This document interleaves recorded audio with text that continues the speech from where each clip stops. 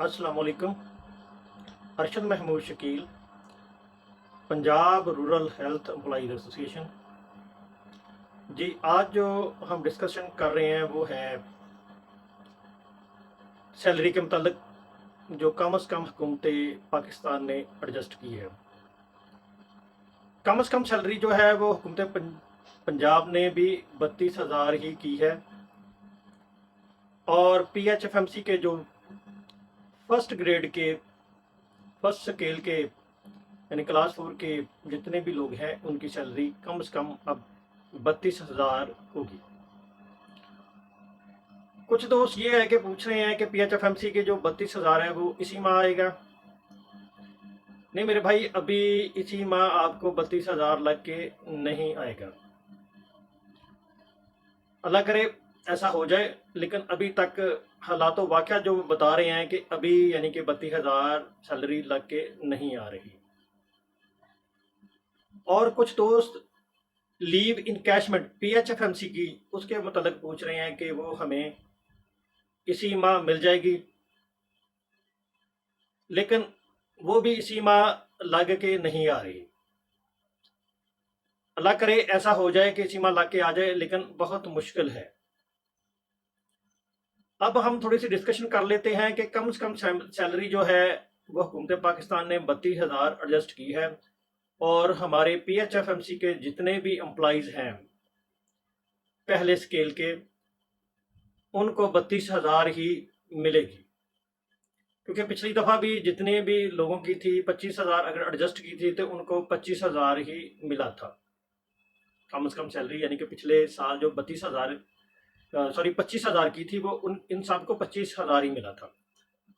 अब इससे हटकर जो पैरामेडिक स्टाफ और साथ KPOs और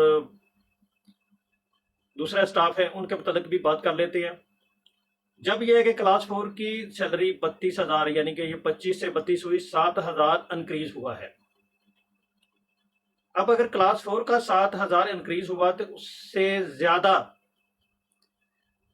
यानी कि जो पैरामेडिक्स हैं उससे ज्यादा उनको मिलना चाहिए। ठीक है, कुछ दोस्त मैं देख रहा था वो कुछ लोग 15% का कह रहे हैं, कुछ कितने का कह रहे हैं, पहले 35% का भी कहा गया था।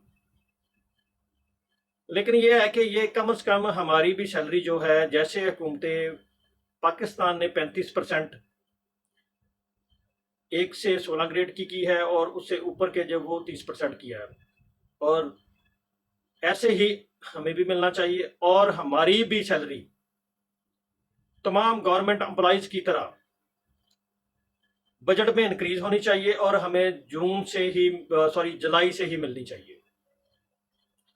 लेकिन यह है कि PHFMC के एम्प्लॉइज को जुलाई में नहीं देते, तो बराए मेहरबानी हमारी सैलरी जो है वो 35% इंक्रीज करें, और साथ जुलाई से उनको इनको दे। अगर फर्ज करो जुलाई में नहीं देते, अगस्त में नहीं देते, अक्टूबर में देते, लेकिन यह है कि जुलाई से एरियर कम से कम वो जरूर दे हमें। और एक चीज और मैं बताता चलूं, क्योंकि PHFMC एम्प्लॉइज को ना तो इनको ग्रेजुएटी मिलनी है, ना गवर्नमेंट की तरफ पेंशन मिलनी है,